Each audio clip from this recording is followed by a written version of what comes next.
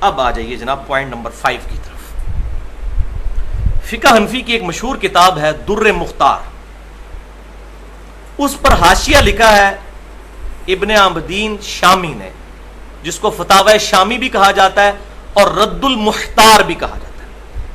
در مختار، مختار میں خے ہے خرگوش والی، اور رد المختار میں ہے ہے حلوائی والی. رد المختار یہ اس کا رد نہیں ہے، رد المختار یعنی در مختار پر جو اعتراضات کیے گئے ان کا رد انہوں نے کیا ہے.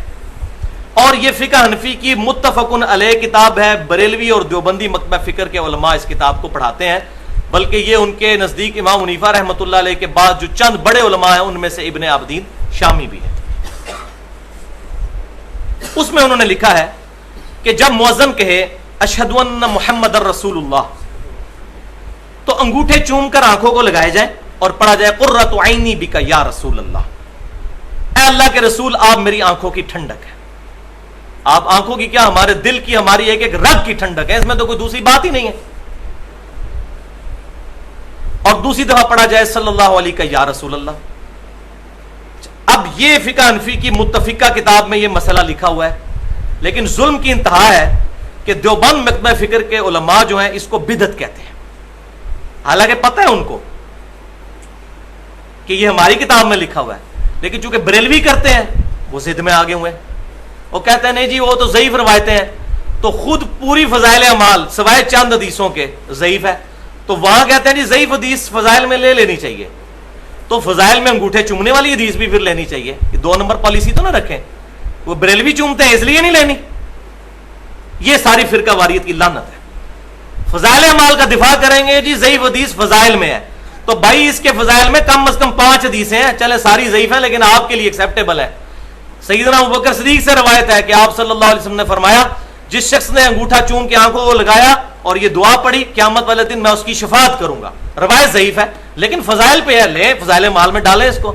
وہ نہیں ڈالیں گے کیونکہ بریلوی کرتے ہیں، بریلویوں سے ان کی دشمنی ہے. مسئلہ کتاب و سنت کو ماننا نہیں، مسئلہ ہے فرقہ واریت.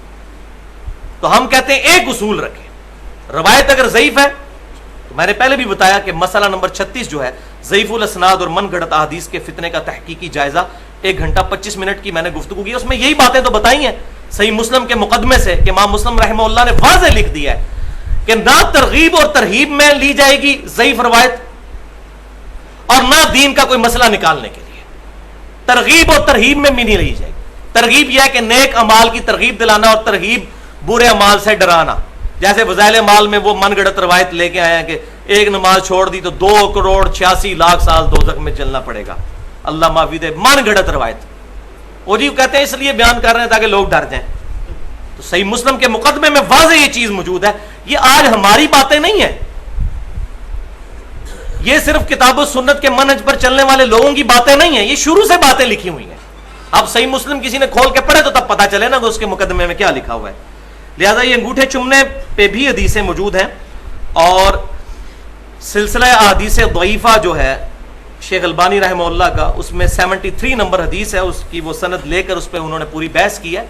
اچھا، علامہ سخاوی جو بہت بڑے ایک صوفی بزرگ ہیں، انہوں نے بھی لکھ دیا کہ یہ من گھڑت روایت ہے یہ انگوٹھے چومنے والی.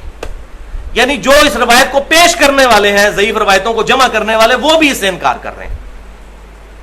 لہذا ہم اگر کسی بیچارے کو نہیں پتا اور ضعیف روایتوں کی بنیاد پر وہ انگوٹھے چومتے ہیں، ہم اس کو بدتی نہیں کہتے، پیار اور محبت سے اس کو سمجھانا چاہیے، فتویٰ بازی سے بچنا چاہیے.